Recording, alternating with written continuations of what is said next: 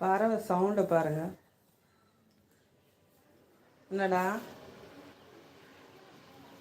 Ice cream குட்டி?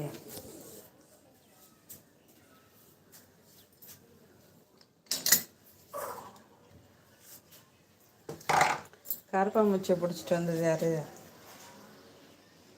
ம்,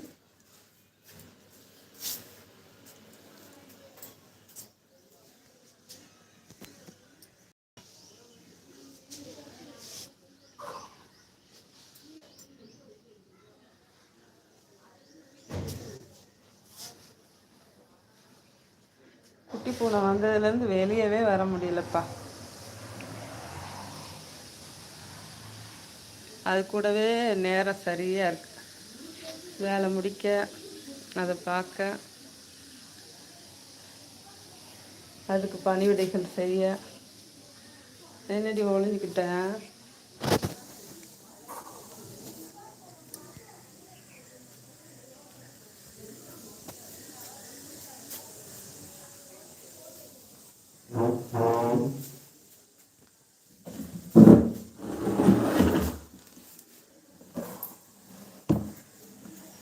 அதோட சவுண்டு பாருங்க.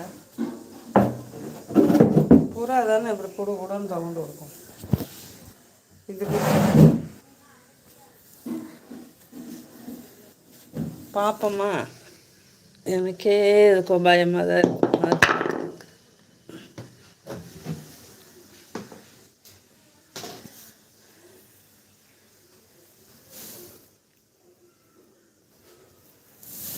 இந்த பக்கம் வா.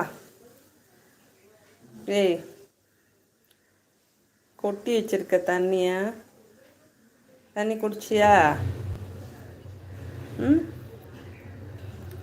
இந்த பக்கம் வா. ஆ, இந்த பக்கம் வா.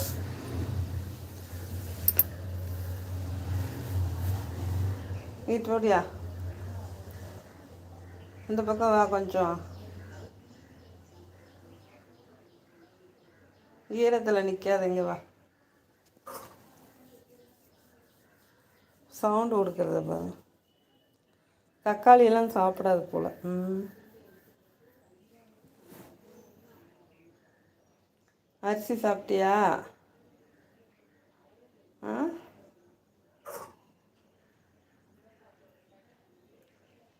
அமீன் பிரதர், இது என்ன பறவைன்னு சொல்லுங்கள்.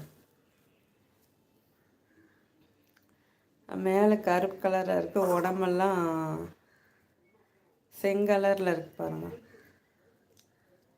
செங்கல் கலரில். ஆ, இந்த பக்கம் இறங்கி வா. வா. அது குஞ்சா இல்லை வயசான பறவையா தெரில. ம், நீ குஞ்சு மாதிரியும் எனக்கு தெரியல. பார்க்குது. இங்கிட்டு வா, நடந்து வா. இந்த பக்கம் வா. பூனை அப்படி பக்கத்தில் இருந்து அமைதியாக இருந்து எங்கேயாவது பார்த்துருக்கீங்களா? எவ்வளோ அதிசயமான பூனை. வேறு பூனையாக இருந்தால் அவ்வளோதான், எந்நேரம் கடிச்சு கொதறி ரெக்கை தனியாக அது தனியாக பிச்சு பிடுங்கி போட்டிருக்கோம். என் வீட்டு பூனைகள்லாம் எதுவுமே செய்யலை. டைகர் தான் பந்து மாதிரி விளையாடுவான். துரத்தி பிடிச்சி விளையாடுவான், ஓடி பிடிச்சி விளையாடுவான். ஒவ்வொன்றும் கழுத்தை கவ்விருங்கள்ல ஒவ்வொரு பூனையெல்லாம். அதிசயம்தான் அதெல்லாம். எல்லாருமே கேட்டாங்க, பறவையை ஒன்றும் செய்யலையா பூனை அப்படின்னு. ஒன்றுமே செய்யலை.